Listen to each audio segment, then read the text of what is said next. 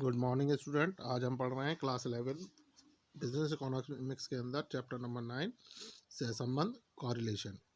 और हमारा आज का टॉपिक है सहसंबंध का अर्थ, परिभाषा और उसके प्रकार। तो हम स्टार्ट करते हैं सहसंबंध के अर्थ से। कॉरिलेशन का मीनिंग क्या होता है? जब दो तथ्यों में एक साथ ही एक ही दिशा में या विपरीत दिशाओं में परिवर्तन हो तथा एक तथ्य में परिवर्तन दूसरे तथ्य में परिवर्तन के कारण हो, तो यह कहा जा सकता है कि उन दोनों तथ्यों में सहसंबंध है। तो सहसंबंध जैसा उसके नाम से ही समझ में आ रहा है, सह संबंध यानी दोनों में आपसी संबंध है। सहसंबंध यानी आपस में दोनों में संबंध है।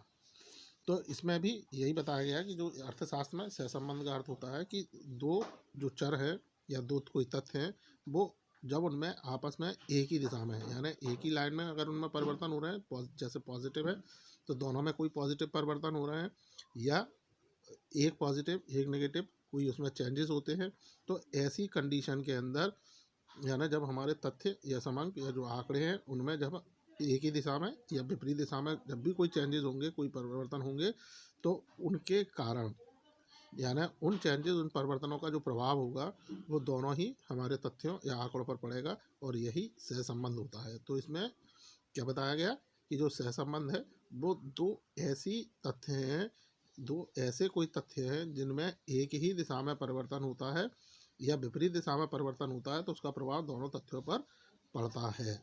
जैसे मान लीजिए हम एक एग्जाम्पल के तौर पर इसको समझने का प्रयास करते हैं कि किसी वस्तु की कीमत और उसकी मांग, तो जब कीमत बढ़ती है तो उसकी मांग कम होती है। दो चीज़ें हैं कि कीमत है और मांग है, लेकिन उसका प्रभाव, उनमें जो चेंजेस हुए उनका प्रभाव दोनों तथ्यों पर, दोनों हमारे जो समंक हैं, आंकड़े हैं, उन पर पड़ता है। इसी क्रम में कॉर्नर ने भी कहा कि यदि दो या अधिक राशियां सहानुभूति में परिवर्तित हों जिनमें एक में होने वाले परिवर्तन के फलस्वरूप दूसरी राशि में परिवर्तन होने की प्रवृत्ति पाई जाए, तो यह राशियां सहसंबंधित कहलाती हैं। तो जैसा मैंने अभी आपको एक एग्जाम्पल से स्पष्ट कराया था कि कीमत और मांग, यदि किसी वस्तु की कीमत में परिवर्तन होता है तो उसका प्रभाव उसकी मांग पर पड़ता है, या किसी वस्तु की मांग में परिवर्तन होगा तो उसका प्रभाव उसकी कीमत पर पड़ेगा। तो स्टूडेंट, ये था सहसंबंध का अर्थ और परिभाषा। अब हम बात करते हैं सहसंबंध के प्रकारों की। तो सहसंबंध के जो प्रकार हैं वह हैं धनात्मक एवं ऋणात्मक सहसंबंध, रेखीय तथा आरेखीय सहसंबंध, और सरल, आंशिक तथा बहुगुणी सहसंबंध। तो हम पहले बात करते हैं धनात्मक एवं ऋणात्मक सहसंबंध क्या होते हैं। यदि एक चर में वृद्धि या कमी होने पर दूसरे चर में वृद्धि या कमी हो, अर्थात दोनों चरों में समान दिशा में परिवर्तन होता है, तो यह सहसंबंध धनात्मक सहसंबंध कहलाता है।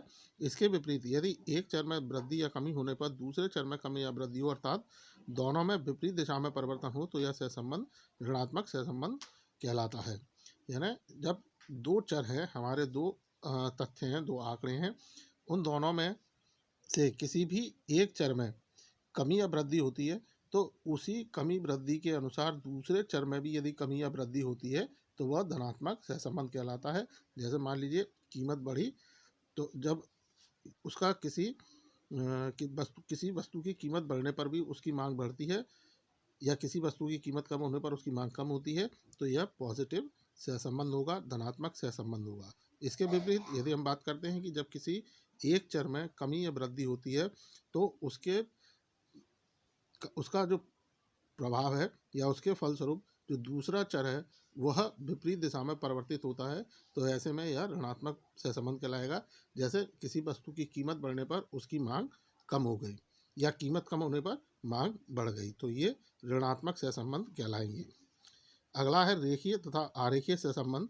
यदि दो चरों के मध्य परिवर्तनों का अनुपात सदैव समान रहता है तो उन्हें उनके मध्य रेखीय सहसंबंध कहलाता है।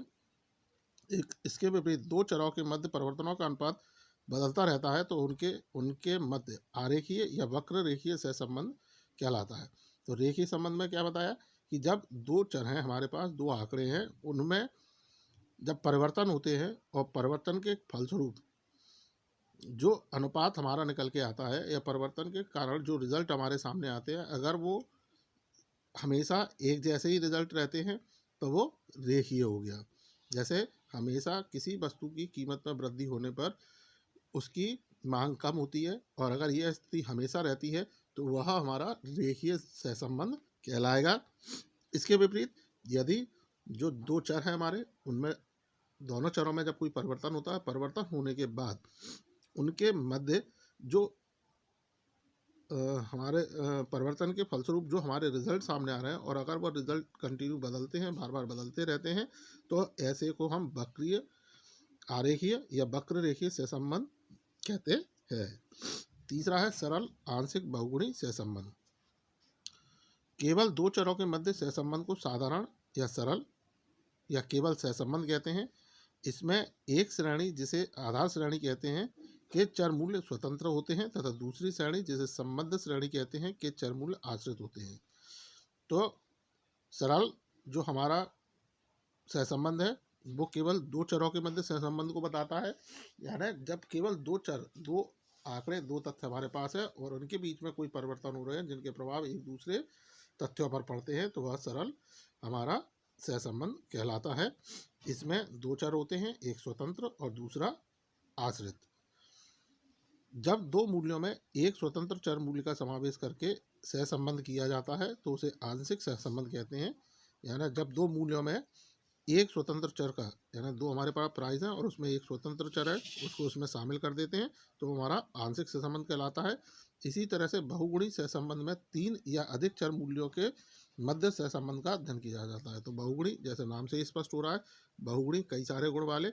तो जो इस तरह के बहुगुणी संबंध होते हैं, ये सहसंबंध होते हैं, उनमें तीन या तीन से अधिक चर मूल्य इसके अंदर शामिल किए जाते हैं। तो स्टूडेंट, ये था सहसंबंध का अर्थ और उसके परिभाषा और प्रकार जो आपको समझ में आए होंगे। इनसे संबंधित किसी भी डाउट के लिए आप संपर्क कर सकते हैं। So thank you.